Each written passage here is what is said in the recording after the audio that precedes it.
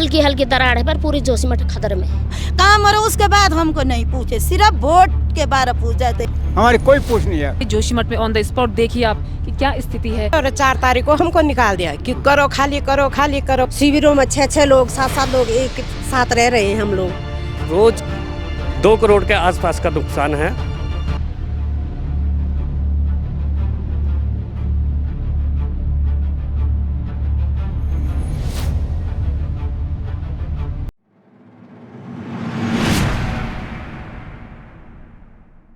हमारा सारे जोशीमठ में हल्की हल्की दरार है पर पूरी जोशीमठ खतरे में है किस वजह से? ये एनटीपीसी की वजह से। पहले से भी तो हमारा जोशीमठ था और है अभी भी, तो पहले से तो नहीं था इतना खतरा, तो ये एनटीपीसी के कारण हमारा जोशीमठ नुकसान में है। और ये जो 4 धाम यात्रा वाली इतनी चौड़ी सड़क बन रही है वो? हाँ, तो ये तो सरकार सोचे ना क्यों बन रही, वो सरकार सोचे, जो सरकार धर बेदर के लोगों को खाली सरे हमारे धरती पे छेज में छेज कर दे, कोई ऊपर से कोई नीचे से। प्रदेश जोशीमठ की जनता रहने के लेख नहीं है। अब बोले तुम जाओ अपना वो व्यवस्था करो, कहाँ करेंगे व्यवस्था? जो लोग होटलों में है कितने परेशान है लोग, उन लोगों को देखो पहले। अब वो शासन प्रशासन जो सरकार है उस सरकार को बोलो पहले 1 महीने तुम रहो किराए पे, अब तुमको हम 5,000 देते हैं, तो वो कैसे महसूस करते अपने उसमें बच्चों के लिए? तो वही परेशानी हम लोगों को भी हो रही है। एक बार जाके अपने बच्चों को रखो 1 महीने किराए पे, कि अच्छा है कि बुरा है, कि खाने के लिए मिल रहा नहीं मिल रहा, तब देखे कि कैसे होता है। बोलने में तो बहुत आसान है। कुछ लोग कह रहे थे कि जितना नुकसान नहीं उतना ज्यादा हल्ला मचा दिया। हल्ला मचा रहे तो क्यों आ रहे वो शासन प्रशासन देखने? हल्ला मचा रहे तो हमको ये न्याय चाहिए ना, वो एनटीपीसी को यहाँ से कर दो। एनटीपीसी के कारण हम लोग नुकसान में है। किसी ने अपना दूध बेच के करा, किसी ने गिट्टी कूट के करा, किसी के घर बर्तन धो के लोगों ने अपने घर बनाए, और वो सालों साल की मेहनत गई। मेहनत आदमी उम्मीद करता है कि हम मकान बनाएंगे, मकान पर रहेंगे, उसके बाद भी अब क्या रहा हमारे पास कुछ भी नहीं है।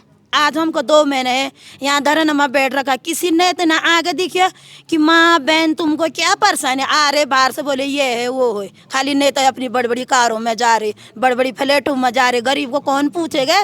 गरीब तो इसलिए ये पूछते सरकार की, जब हमको वोट की तैयारी है तब मेलों को हम बोलते, और आज हम वोट देते सरकार को, गवर्नमेंट को हम अच्छी गद्दी भर बैठाते, उसके बाद सरकार हमको भूल देते। हम मेला है हमको भूल देते, चाहे हम लावारसी मौत मरो, हम भूखा मरो, हमारे बच्चे रोड पर मरो, कहाँ मरो, उसके बाद हमको नहीं पूछे, सिर्फ वोट के बारे पूछ जाते कि माँ बहनों हमको वोट दो बस। हमारी कोई कार्रवाई स्वीकृत नहीं हो रही है अभी तक, हमारी कोई पूछ नहीं है।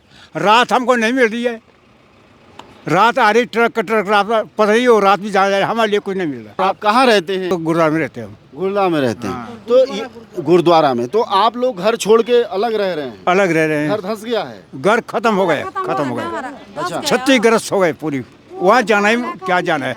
लाल चिन्ह लग, सरकार तो कह रही है उसने मुआवजा घोषित कर दिया है।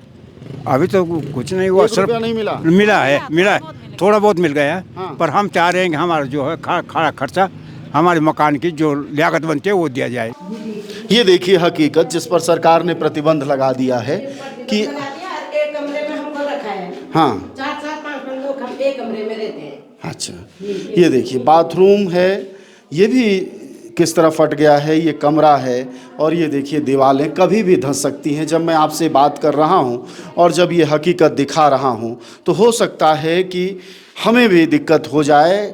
पत्रकारों ने अब आना इस इलाके में छोड़ दिया है। ये बताइए कि ये हालत कब से है आपके घर की? ये है जनवरी 3 तारीख से।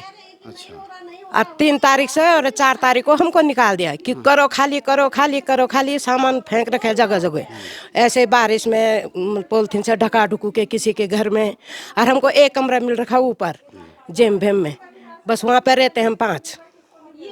और घर का सारा सामान यहाँ वहाँ है? हाँ, इधर उधर डाल रखे सारा। ये 3 जनवरी से पहले से था इनका। और 3 जनवरी को यहाँ ज्यादा हो गया। हाँ जी, बहुत ज्यादा।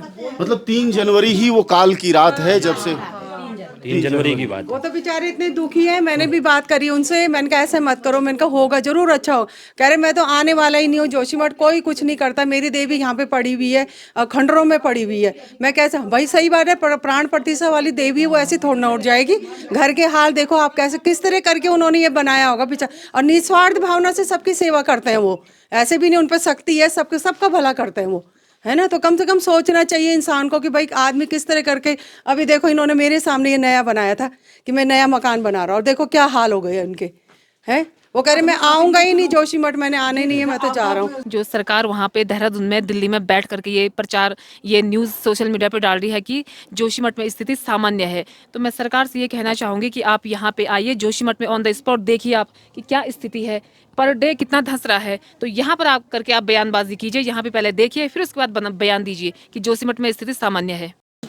ये हैं प्रभावित घर और इन प्रभावित घरों की हालत।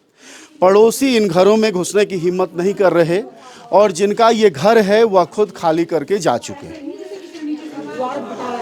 आप देखिए कि बिल्कुल ये घर ऐसा लग रहा है जैसे कोई भूकंप आया हुआ हो। इस किचन की हालत देखिए क्या है, और इससे आप अंदाज़ा भयावहता का लगा सकते हैं। और ये देखिए फर्श जाना खतरनाक है। आप देखिए किस तरह से ऊंच नीच हो गया है। और सुनने में ये आ रहा है कि सरकार अब मना कर रही है कि पत्रकार इस तरह की घटनाओं को दिखाएं। अब जरा ये घर देखिए, बिल्कुल इस तरह से फूल गया है जैसे बीच में कोई चीज़ फूल आती है एकाएक, और जैसे भूकंप प्रभावित क्षेत्र हो उस तरह की स्थितियाँ हैं। आप कहाँ रहती हैं इन दिनों? हम शिविरों में रह रहे हैं भैया। हाँ जी। क्या स्थिति है शिविरों की? शिविरों में 6-6 लोग, 7-7 लोग एक साथ रह रहे हैं हम लोग। बस खाना अपने आप बना रहे हैं, उसी शिविर में रह रहे हैं हम लोग। बड़ी मुश्किल हो रहा है, एक शिविर में कौन कैसे रह पाएंगे। बूढ़ी माता जी हमारे साथ बहुत। कब से रह रही हैं आप वहाँ? हमें 1 महीना हो गया, 10 तारीख को हमें 1 महीना हो गया है शिविर में। मतलब शिविर में सिर्फ जगह दी है सरकार ने? बस खाली एक कमरा दिया हुआ है, उसमें हम 6 लोग रह रहे हैं जी। खाना खुद बना रहे हैं। कह रहे हैं कि राशन मिल रहा है, राशन हमें तो राशन भी नहीं मिल रहा है, हम खुद खरीद के बना रहे हैं। अच्छा, राशन आपको नहीं दे रहे? नहीं मिला हुआ है हमें राशन को। हाँ, तहसील से हमें कुछ नहीं। एक बार एनजीओ ने इधर से बांटा था, वो एनजीओ से हमें यहाँ मिला हुआ है। बाकी हमें वहाँ से तहसील से कुछ भी नहीं मिला हुआ है राशन, हम खुद खरीद के बना रहे हैं सर। उस मकान की नींव है जहाँ की आप देख रहे हैं, और कैसे ये बिल्कुल दरक गई है। और ये कभी भी एकदम जो आपको यह 3 मंजिला 4 मंजिला मकान विशाल भवन दिखाई दे रहा है, कभी भी ये नीचे आ सकता है। और अगर यह नीचे आया तो उसके बाद जरा कल्पना करिए कि नीचे किस तरह की तबाही बर्पा होगी। अंदाज़ा लगा सकते हैं कि सरकार इसको गंभीरता से नहीं ले रही है। यह लगातार यहाँ के निवासियों की शिकायत है। साहब आप बताओ कि क्या व्यापार की स्थिति क्या है? देखो, पूरा तरह इस जो ये जोशीमठ में आपदा आई है, जोशीमठ व्यापार पूरी तरह ठप हो गया है। हमने बार बार मुख्यमंत्री जी से आग्रह किया, यहाँ के प्रशासन अधिकारी से आग्रह किया कि जो भी राहत पैकेट आ रहे हैं यहाँ के स्थानीय व्यापारियों से लिया जाए, जिससे यहाँ के व्यापारियों की आर्थिक स्थिति मजबूत बनी रहेगी। लेकिन सरकार द्वारा लगातार बाहर से यहाँ पर राहत सामग्री को भेजा जा रहा है, जिससे यहाँ के व्यापारियों की एक तो बिक्री बंद हो गई है। जो लोग यहाँ पर निवास कर रहे थे वो अन्य जगह शिफ्ट हो गए हैं। उसके पश्चात जो लोग यहाँ पर रह रहे हैं वो राहत शिविरों में हैं, जो कि राहत शिविरों में रहने के बाद उनको जो पैकेजिंग दिया जा रहा है वो सारा बाहर से आ रहा है, जिस कारण यहाँ के व्यापारियों की स्थिति दयनीय हो गई है। एक बात बताइए, रोज का कितना नुकसान है और हर महीने कितना नुकसान हो रहा है? देखो, हर व्यापारी का यहाँ पर रोज का लगभग 2 करोड़ के आसपास का नुकसान है, क्योंकि जब यहाँ पर पूरी लोग रहते थे तो 2 करोड़ के यहाँ पर लगातार आदान प्रदान होता था। और आज जो है कि बिल्कुल शून्य के स्तर पर हो चुके हैं, जो कि आज सब अधिकतर दुकानें भी बंद हो चुकी हैं। तो साहब क्या अभी तक क्या है? अखबार में एक दिन मैंने पढ़ा कि जो है वो सारी क्या कहते हैं दे दी गई हैं योजनाएं और सारे लाभ दे दिए गए हैं। लगभग आज यहाँ पर लोगों को लगभग 40 दिन हो गए हैं अनशन हड़ताल बैठे हुए लोग। तो लगभग ये प्रक्रिया तो जो बहुत साहब की लगभग 1.5 साल से चल रही है। 1 साल पूर्व एक इलाके में आया, इस वर्ष दूसरे इलाके में आया है। 2 तारीख के बाद बहुत तेज से बढ़ा, 2 जनवरी के बाद तेज से बढ़ा। तो लोग अफरा तफरी का माहौल था। कुछ लोगों को होटलों में शिफ्ट किया गया, कुछ लोग अभी टूटे हुए भवनों में रहने को मजबूर हैं। ये घरों के बीच की दीवारें हैं जो कि फ़र्क पर आपको दिखाई दे रही हैं। आप देखिए कि कैसे अलग हो गया है। पूरा यह बाहर का हिस्सा अलग हो गया है। इस घर पर नहीं रहना है, खड़ा होना भी खतरनाक है। हो सकता है कि सरकार यह बहाना ले ले कल को हमारे इस खबर को दिखाने के बाद कि तुम उन जगहों पर क्यों गए, उन लोगों के साथ क्यों गए जो कि खतरनाक जगहें थी। क्योंकि अक्सर ही जुबान चुप कराने के जो रास्ते होते हैं वो इसी तरह के कानूनी दांव पेच से आते हैं। खैर, यह स्थितियां हैं, यह लोग घर छोड़कर जा चुके हैं और सच दिखाना तो रुकेगा नहीं। सिंघार इलाके में कोई भी नहीं आया देखने के लिए कि हाँ चैनल वाले बहुत आगे गए हैं कि नहीं हम आपको बताएंगे, बोलते कि नहीं, फिर डर भी लगता है कि कोई हमें कोई चीज़ ना बोल दे। लेकिन इनमें मिट्टी डालने से कुछ नहीं होता है। लोगों को घर में रहने के लिए भी तुमने स्कूल में रखा, वहाँ भी तुमने सेंटर में फेंक दिया है। लेकिन हमारे घर में ना हमें खेती बाड़ी है, ना हमारा घर बचा हुआ है, हमारे पास कुछ नहीं बच रखा, फिर भी हमें दबाव करते हैं। अतु सती जी आते हैं तो बस वही करेंगे सब कुछ ऐसे। भाई वो सच की लड़ाई लड़ रहे हैं, तुम उनमें उंगलियां उठा रहे हो। भाई क्या करना हमने, हम किसके पास जाएंगे? आते हैं देखने के लिए, नहीं नहीं ठीक है आप लोगों के लिए हम आपको सब चीज़ देते हैं, करेंगे आपकी व्यवस्था, करेंगे व्यवस्था, बोलते हैं व्यवस्था अभी तक हमारे पास कुछ भी नहीं हो रखा है। वो 2 कम्बल के लिए कम्बल देते हैं, राशन देते हैं, हम क्या करेंगे? कम्बल राशन हमारे पास भी हैं, राशन पानी ऐसे, हम उनको क्या करेंगे ऐसे? सरकार का उपाय जोशीमठ में कैसा है उसको समझने के लिए सबसे यह पत्थर माकूल है। इस पत्थर को अगर आपकी निगाह देख पा रही होगी कैमरे के जरिए तो इसमें 5 लोहे के पाइप लगे हुए हैं। इस पाइप के जरिए उस पत्थर को रोका गया है। खुदा न खास्ता कभी भी वह पत्थर लुढ़क जाएगा, यह सबको पता है। उसके नीचे सब कुछ दरार है, सारा एक एक पत्थर अपनी जगह से खिसक चुका है, वह भी खिसक जाएगा। लेकिन मैं कह रहा था आपसे ये कि उपाय कैसा सरकार कर रही है उसका ये सबसे वाजिब उदाहरण है कि ठीक इसी ढंग के उपाय पूरे जोशीमठ में हैं जो कि खिलौना उपाय कह सकते हैं।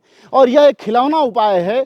एक बार अगर वह पत्थर खसकेगा तो जरा भी उनमें दम नहीं है उन लोहे के पाइपों में कि वो टिका पाएंगे। और उसके बाद नीचे की तरफ अगर आप देख पा रहे होंगे दूर तक, तो वो देखिए जेपी की कॉलोनी है, उसकी बस्ती है, स्कूल हैं, तमाम आवास हैं, वह सब कुछ एक साथ ध्वस्त हो जाएगा।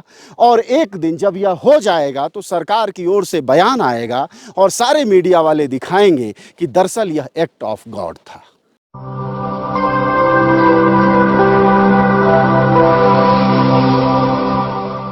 जन ज्वार जनता की